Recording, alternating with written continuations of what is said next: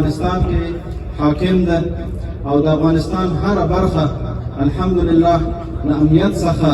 برخمنه ده او هغه افغانستان چې مخکې یوازې او یوازې په ناخوالو پېژندلو او هغه افغانستان چې چا به زړه نشو کولی چې دلته راشي، هغه افغانستان چې دلته به د امریکا او د اروپا څخه او همدارنګې د نورو ډېرو مختلفو هېوادو څخه ځوانان یوازې د جنګ لپاره راتلل، دلته به د خلکو نه قربانیانې اخیستلې او یا به خپله د جنګ قربانۍ ګرځېدل. نن الحمدلله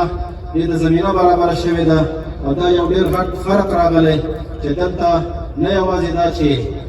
کورني سیلانیان کولی شي د افغانستان هرې برخې ته په خاصه توګه د کندهار ټولو برخو ته او د کندهار ټولو تاریخي او سیلاني ځایونو ته ورشي، بلکې له بهر څخه هم دلته ډېر زیات سیلانیان راځي. نن ما آمار کتل سږ کال د 1402 کال په اولني شپږو میاشتو کې نسبت د تیر کال یعنې 1401 کال ټول کال ته 15 چنده زیاته سیلانیان دلته د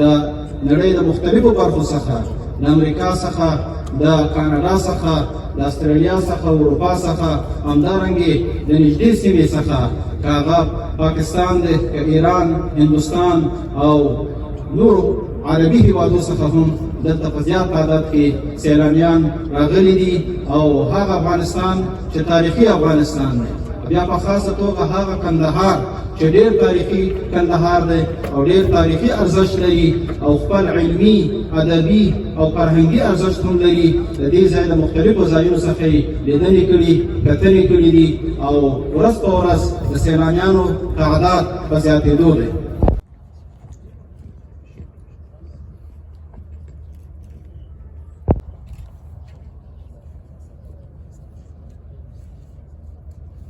د قرآن عظیم الشان په مبارکو آیاتونو را پیل کړي. قاري صاحب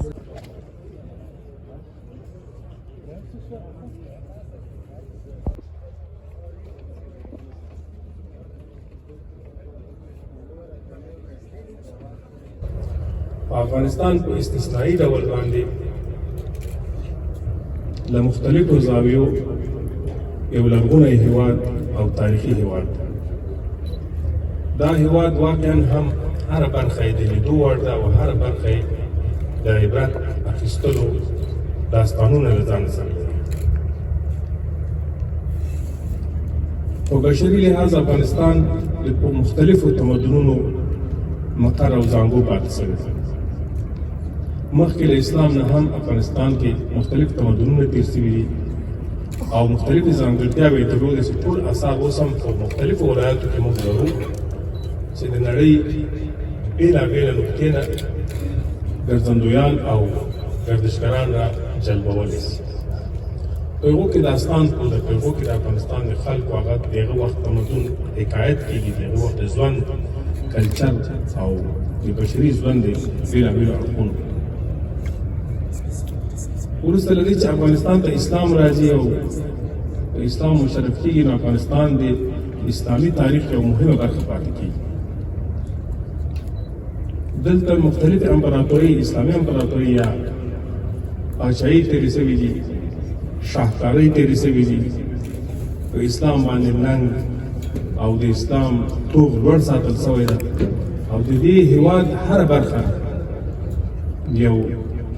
ویاړلی تاریخ لري. دا تاریخ د اسلامي نړۍ دپاره هم ویاړ ده، ټول بشریت هم کولی شي له دې نه عبرت واخلي، راسي ویې ګوري، معلومات حاصل کړي او په دې هېواد کې د ژوند مختلفې دورې د هغو نه مطالعه ولري، تحقیق وکړي.